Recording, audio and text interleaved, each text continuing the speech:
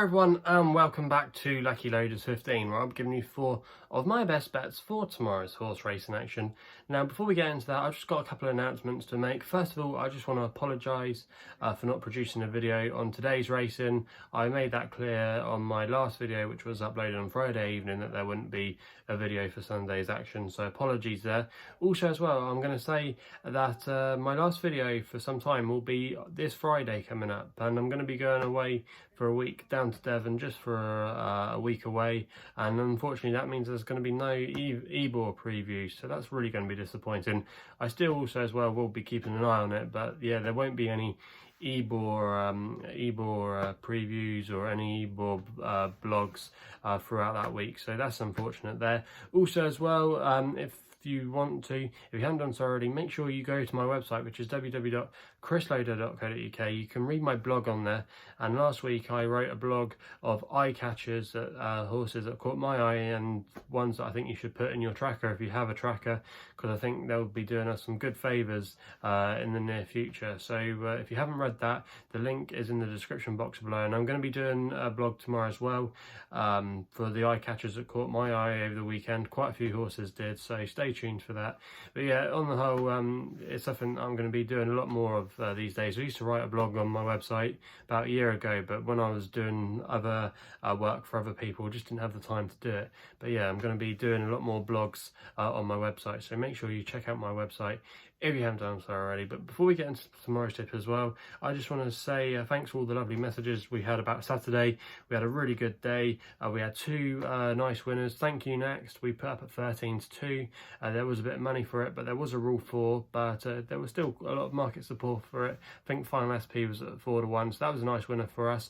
Also as well, the Bula B, that was our next best, and that took a massive drift out to 6-1. I put it up at 3-1, and I don't know why. I thought it had a solid chance, and in the end it was a good ride by Tom Buckley, who timed it to perfection, and she was game and tough enough to hold on for the victory. And then also as well, we nearly had a massive price winner with our Longshot, which we put up at 25-1 each way. That was posted. Holly Doyle was a little bit unlucky, but I don't think she probably would have beaten Voracious. She didn't have a particularly hard race, the favourite, but still, nonetheless, you know, to have a 25-1 each way, that's always a nice, and that would have actually given you more profit doing that than back in Voracious for the win. So all in all, Saturday was a really good day, and we've been in good form since August began, and fingers crossed we can continue that into tomorrow's tip. So let's get into the business end of things. It's all going to start for us in the 3:15 at Southwell, where we're going for a bit of jumps action, and this horse is going to be my next best with a horse called Gerboise. Borget, I hope that's how you pronounce it, for Nico de Bourneville and Ben Paulin in the colours of JP McManus. Ben Paulin, I can't recall having too many JP horses, but this horse, we saw her a couple of weeks ago where she ran on debut in a bumper, and she finished in 4th place at Utoxeter. The forms worked out really well because you had Miss Farage of Nicky Henderson go on to win on hurdle debut last time out. I think that run came at Savile, and also as well, the 2nd place horse in that bumper was a horse called Keyboard Joan for Neil King. That went and won a bumper at Stratford, so that was quite a decent level of form. And if you actually look at this horse tomorrow, she's definitely, I think, going to improve for jumping. She had a nice enough run at Utoxeter, and she's definitely got a top national hunt pedigree related to quite a lot of nice national hunt horses. And if you look at the yard form as well, Ben Paulin, they're absolutely flying. They've only had 3 runners, but they've had 2 winners from 3 runners, and I fancy a couple of their runners tomorrow, and our next selection is actually going to be a Ben Paulin horse. But yeah, I just think there's a lot in this horse's favour tomorrow, plus she's going to be getting weight from the Kevin Frost horse, who is currently favourite, who does have to carry a penalty, but I think this horse has got a nice manner about her. I think she'll improve as well for going over a hurdle, and for me, I think there's a lot to like about her tomorrow. So for me, at 3-1, I think she's got a good chance of going close, and I would be disappointed if she wasn't there or thereabouts. So that's why she is going to be my next best. We then stay at Savile for the extra tip, which runs in the 3:45 with a horse called Northern Bound for Nico de Bourneville and Ben Paulin again. Now this horse is now down to a really workable mark, I think, of 106. Started its hurdle handicap mark of 115, but it's down £9 now. I think the key to this horse tomorrow for it running a good race is going back down in trip. It's been running over 2.5 miles. I'm and probably just doesn't get home.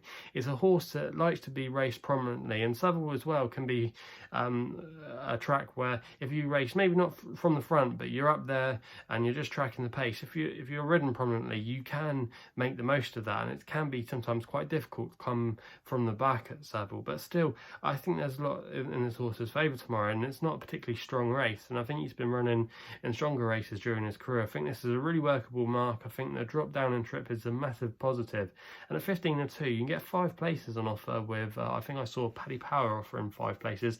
If you can get that, I think that's a great each way shout here, and I'd be disappointed if this horse wasn't there coming into the home turn with half a chance. So for me, Northern bound tomorrow at 15-2, I think it's got a good chance of going close, and for me that's going to be my extra tip.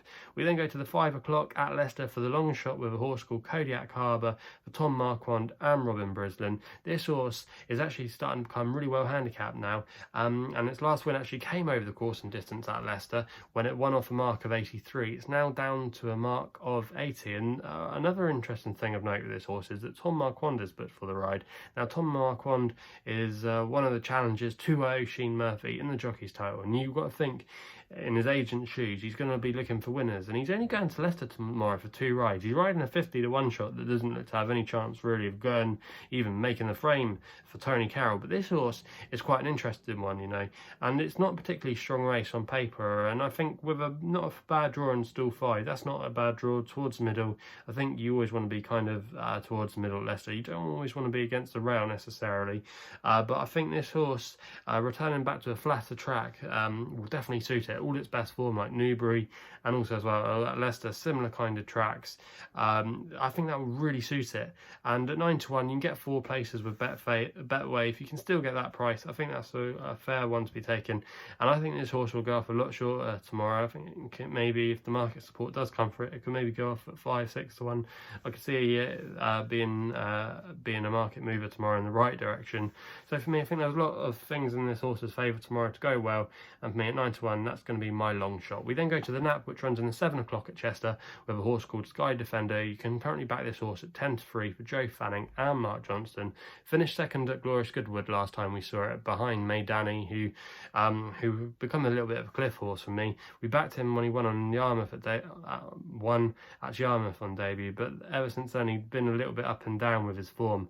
But then when I didn't have a penny on him, he went and bolted that, didn't he? But Sky Defender has been really improving through the ranks for Mark Johnston. He's had a couple of wins already at the likes of Epsom, ran well as well at Newmarket on the Roddy Mile, so he's been in good form. He's got a good draw as well tomorrow on stall 4, and Chester, they're having their first meeting back of 2020, and it's a track that's notorious for you wanting to have a good draw. You don't want to be stuck out wide, and you always want to be prominent as well, as it can be really hard to make up ground. And I just think the nature of the track, the tactics should really suit this horse. He's running off the same mark of 104. If the ground continues to draw out, currently good, but if they don't get any rain, I think there's lots to like about Sky Defender tomorrow.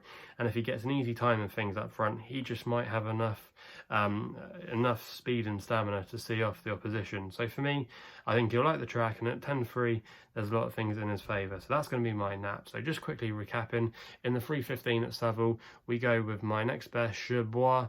Borget, 3-1 is the next best, win only bet there. 3:45 Northern bound for Nico de Boinville and Ben Paul, and that's the extra tip at 15-2 with the 5 places.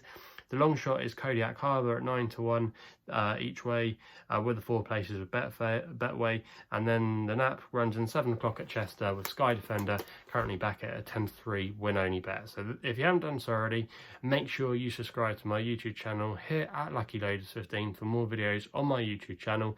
You can also follow me on Twitter as well, which is the best place to do so on social media, where my handle is at Lucky Loader 15.